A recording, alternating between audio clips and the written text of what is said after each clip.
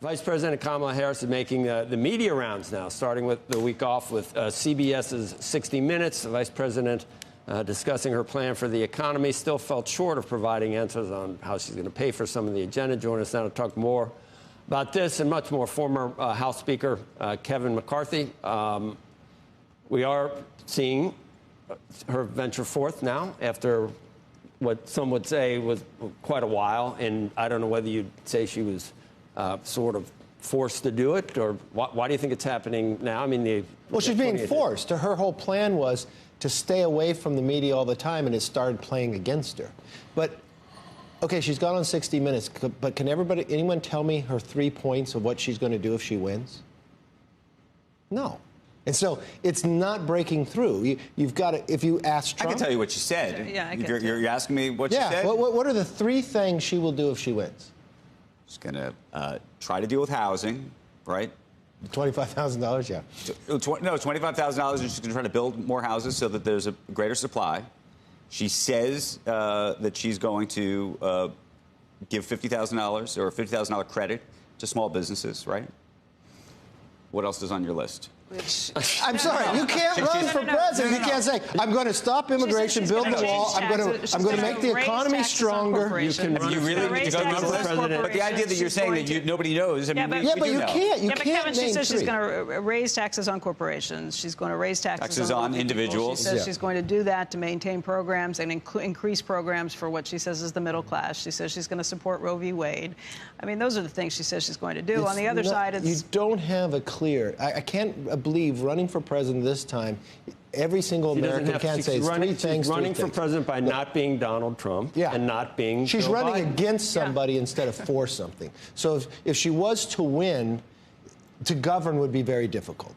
And look, I think everybody's missing the wrong polls. This is a very close race. There is no undecided voter anymore. It's whatever candidate is able to get out the low propensity voters. An interesting poll came out last week, and it was Gallup. It's something they always do. They don't ask you who you're voting for. They ask, who do you identify with, Republican or Democrat? And for the very first time, Republicans beat Democrats, and they beat them by 3 points. Now, if you correlate this to past elections, and you see the disparity between Republican and Democrat, you usually go like 3 or 5 points, you can tell when a Democrat wins the presidency. There was a second question in there they asked, who was best to solve the problems in the future? Republican. So I take it as it's a better climate. Republicans should be performing better. And it all hinges down to Pennsylvania. And Pennsylvania's tied right now. And if you look back 4 years ago, Biden was winning Pennsylvania right now by a high number. If you look at Wisconsin, Biden was winning Wisconsin by more than 6 points, but he only won it by 20,000 votes. So you can't really play into these polls that are in the margin of error. What do they mean? And is Trump still getting the underpolling that he got before? Look, we made that point earlier. There's a very good possibility that there's a massive undercount going on. We've seen in 2016, Kevin, we saw in 2020. Could we ever ask for, do you think, more fairness in the way everything's going? I'll make 1 point now.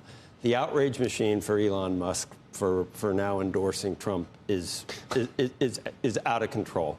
Now, Twitter is still a free exchange of ideas from both sides. On the other hand, the New York Times just endorsed Kamala Harris. That's the 17th straight Democrat the New York Times has endorsed since Dwight D. Eisenhower. That was the last time. That was 1956. Take your pick of any Democrat you want to go along the way. They've endorsed every single one. So they endorsed Mondale over Reagan in re-election. But the arbiter of all truth and all fair journalistic integrity in the world does that every year. Not a word is spoken about. But Andrew, can I just say something? And I just want to say this about the New York Times for half a second. There's an editorial page of the newspaper. No, I understand that. And then there's a news page. If you want to conflate them, you can go ahead and try to do that. I am conflating because I understand that. You see the choice of the look. There is an overriding viewpoint from the Times that is manifested everywhere. I would say Andrew, it's not just the op-ed I would say at the end of the day, 17 straight. You didn't have a single one that All I'm suggesting to you is there was an editorial, but it was an editorial page. I just don't understand. You don't think the rest of the paper? No, I'm not going to, I'm not going to engage in that with you. But the other piece of this is, you ever feel like a divorced child? Go ahead, Kevin. Well, no, because it's you just cannot deny. Look, that I think the arbiter of what we need to do. Okay, and I can say that your overall point, which you bring into the news conversation every day, right? The overall point that you bring into the news conversation every day is one that is of a conservative Republican who is explicitly supporting this president. I'm talking about. Okay, that's a distinction. I'm talking about at this point, Elon Musk suddenly has totally become the out. Keith Olbermann said he needs to leave the country and X needs to be shut down. Why? Why not the New York Times then? I think the point Joe's trying to make is you get treated differently. There's no doubt. If you come out and endorse Trump. I think it's our Republican for that. But people loved Elon before. And I think overall as Americans, we've got to get to a point where we can respect somebody's differences of opinion, right? You may have a difference of opinion. I was just texting with somebody today that's mad at me about my party, right? I still like the individual. I just text back, oh, you made me smile. You made me laugh, right? I respect that you have a difference of opinion, but I want to have those discussions and not dislike you over it.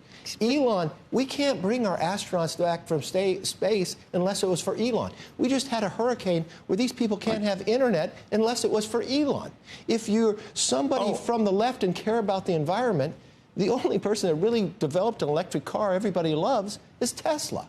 So you shouldn't dislike Elon because he hinges on the belief of the First Amendment. They're saying that there must be a deal for Elon with Trump where his businesses will benefit instead of... No. Obviously, the preferred candidate for Elon Musk would be someone who wants to make the EV transition Elon's even more preferred candidate is the Constitution more than a person. Overwhelmingly, look, I've known Elon for more than before he was very wealthy, and he's always hinged on one thing. He is direct. It's about the Constitution. And what's moved Elon was buying Twitter and seeing what government has done and trying to knock down people's First Amendment rights, even if it goes against him.